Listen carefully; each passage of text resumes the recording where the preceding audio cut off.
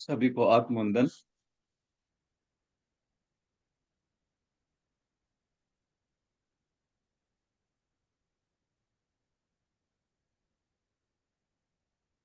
आज हम स्वाध्याय में स्वर्ण पथ का आगे का अध्याय करेंगे। उसका टाइटल है मैं सब जीवों को क्षमा करता हूँ। आंतरिक जगत में शायद सबसे अधिक उत्पात मचाने वाली ईर्ष्या, शत्रुता एवं प्रतिशोध की भावनाएं हैं। जब ईर्ष्या अंतःस्थल में प्रवेश करती है, तब समग्र जगत अंतर जगत अस्त व्यस्त हो जाता है। चित्त उद्विग्न हो जाता है, मन अशांत हो जाता है। गरीब हो, चाहे धनवान हो, मूर्ख हो, चाहे विद्वान हो, चक्रवर्ती सम्राट हो, चाहे रंक हो, सभी को इन शत्रुओं से मुंह की खानी पड़ती है। क्या इनसे छुटकारा पाने का कोई उपाय है?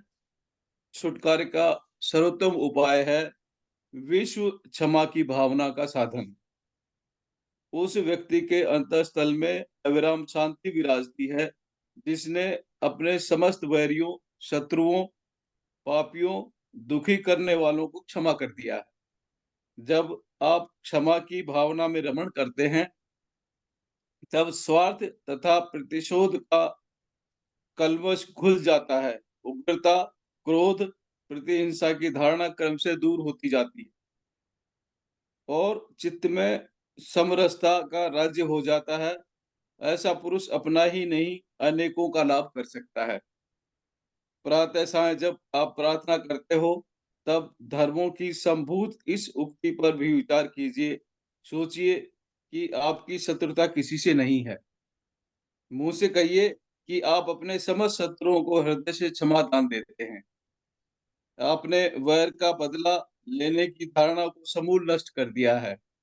आप शत्रुओं को भी मित्र रूप में देखते हैं और उनसे मित्रवत व्यवहार करते एवं बोलते हैं। संसार में सभी अपने मित्र हैं, सुहृदय हैं, आपसे प्रेम करते हैं और आप सबको स्नेह से देखते हैं। सब सुखी हैं, आप भी सुखी हों। इस प्रेम तथा क्षमा भावना से अक्षय शांति की प्राप्ति होती है। प्रातः और सायं निम्न प्रार्थना से बहुत लाभ होता है। जिज्ञासुओं के लिए उसे यहाँ मैं प्रस्तुत करता हूँ। इसको क्रियात्मक रूप से स्वयं करें और जांचें। मैं सब जीवों को, शत्रुओं को, वैरी तथा निंदकों को हृदय से क्षमा करता हूँ। सब जीव मुझे क्षमा करें। जिनका भी मैंने जी दुखाया है, जिन्हें हानि पहुँचाई है, जिनका दिल तोड़ा है, मैं उनसे क्षमा याचना करता हूँ। सब मुझे क्षमा करें। सबसे मेरी मित्रता हो, किसी से द्वेष ना हो, कलह न हो, विद्रोह न हो। सब सुखी हों, सब आरोग्य हों, विश्व में सबका कल्याण हो, कोई दुखी न रहे, सब दुखों से पार हों, सब सबका कल्याण देखें, सबको सब कुछ प्राप्त हो, सभी स्थानों पर आनंद से रहें, दुर्जन सज्जन हो जाएँ और सज्जन शांति प्राप्त करें और शांत बंधन से मुक्त हों और दूसरों को मुक्त करें। इस प्रार्थना के पश्चात आप सब ओर से विचारों को हटाकर विद्वेष रहित होने पर भावना 10 मिनट तक चित्त को एकाग्र करिए, दृढ़ता से निम्न वाक्यों का उच्चारण करिए। मेरे चित्त का विद्वेष अब बिल्कुल निकल गया है। दूसरों से प्रतिशोध लेने की भावना को मैंने बिल्कुल निकाल दिया। मैं क्रोध, ईर्ष्या, द्वेष, छिद्रान्वेषण की अग्नि भरे हुए नहीं रहता हूँ। मैं किसी की बुराइयाँ नहीं करता फिरता, क्योंकि मुझे अनुभव हो गया है कि दूसरों के दोष तथा अवगुण निकालने से उसी प्रकार विचारों को मैं अपनी ओर आकर्षित करता हूँ और दोष देखने की कुत्सित आदत के बंधन में पड़ जाता हूँ। आज मैं इस गंदी आदत से ऊपर उठ गया हूँ। दूसरे लोग मुझे भला-बुरा कहते हैं, तो कहा करें। उनके बुरे विचारों का मैं अपने अंतःकरण में ग्रहण नहीं करता। मैं उनको वापस लौटा देता हूँ। इसी प्रकार मैं अपनी त्रुटियों और दोषों का भी अधिक चिंतन और मोह नहीं करता। अधिक चिंतन करने से वे अधिकाधिक परिपुष्ट होते हैं और दोषों की वृद्धि करते हैं। मैं जानता हूँ कि मैं अपने दोषों से घिरे रहना महापाप है। अपने दोषों में संलग्न रहकर दुखी रहना परमात्मा का तिरस्कार करना है, अपना आत्मघात करना है। मैं विद्वेष, प्रतिशोध, ईर्ष्या से सर्वथा मुक्त हूँ। मैं निर्दोष, निर्विकार, चैतन्य घन आत्मा, विशुद्ध आत्मा हूँ। मैं तो केवल उस परमात्मा का चिंतन करने वाला हूँ, जो सब क्षुद्रताओं के गड्ढे को परिपूर्ण करने वाले हैं। दृढ़ता से उपयुक्त भावना मन को एकाग्र करने से आपकी ईर्ष्या दूर होती जाएगी। मन में विश्व प्रेम, सहानुभूति, दया आदि दैवी विभूतियों का संचार होगा। आप मन स्थिति के अनुसार ही आपसे दूसरे मनुष्य द्वेष अथवा प्रेम करते हैं तथा नाना जगत की नाना वस्तुएं दूर अथवा निकट आती हैं। प्रेम की भावना से समस्त विश्व आकर्षित होकर आपको अक्षय शांति प्रदान कर सकेगा। यदि आपने अपने अंतर जगत में इस वातावरण हो तो संपर्क में आने वाले सभी आपको स्नेह से देखेंगे। अगला है, मोह के बंधन मत बढ़ाइए। संसार की नाना वस्तुओं का मोह आत्मा को बेड़ियों में बांधता है। छोटी-छोटी वस्तुओं में मनुष्य की मनोवृत्ति संलग्न रहती है। जितना अधिक मोह, उतना ही अधिक बंधन, उतनी ही अधिक मानसिक अशांति। संसार की चमक-दमक में जितना विलीन होंगे, उतना ही आत्म तत्व को खो देंगे। एक महर्षि की कथा कही जाती है, एक महात्मा संसार से वैरागी बनकर संसार की संपूर्ण माया, ममता का बंधन काटकर संन्यास धारण कर वन में तपश्चर्या के लिए चले गए। संसार को भूलकर निरंतर आत्मा में लीन हो गए। साधना करते-करते कई मास व्यतीत हो गए। मन पर संयम तथा अंतर्वृत्तियों पर शासन करने लगे। एक दिन क्या देखते हैं कि उनके आश्रम से 200 गज दूर पर बकरियों का एक झुंड हरी घास चर रहा था। इतने में एक सिंह ने आक्रमण किया और वह एक बकरी को ले गया। सब बकरियां यत्र-तत्र भाग गई। केवल मिमियाता हुआ एक बच्चा छूट गया। उसकी माँ सिंह के द्वारा ले जाई जा चुकी थी। महात्मा को दया आई। वे गए और उस छोटे से बच्चे को उठा लाए, पालने लगे। उस बच्चे के लिए हरी घास तथा जल का प्रबंध करने लगे। मास भर में बच्चे में स्वास्थ्य आ गया। ममता मोह बढ़ा। बच्चे को छाया देने के लिए महात्मा ने एक पर्णकुटी की रचना करी। घास चारे का प्रबंध किया। वर्ष भर में बकरी बढ़कर जचने लगी। फिर एक ऐसा समय आया जब उसके 2 छोटे-छोटे बच्चे उत्पन्न हुए। 1 से 3 हो गए।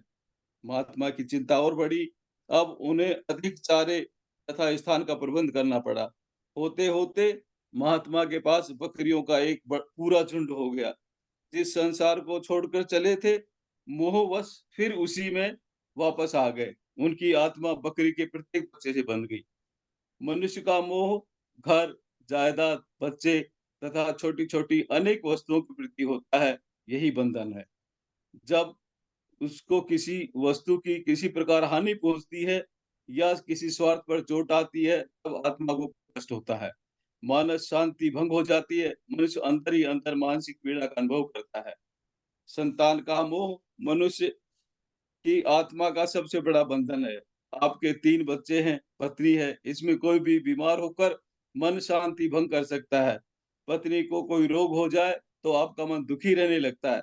संतान से आप कुछ आशा करते हैं, यदि पूर्ण नहीं होती है, तो आप मन की पीड़ा से विक्षुब्ध हो जाते हैं।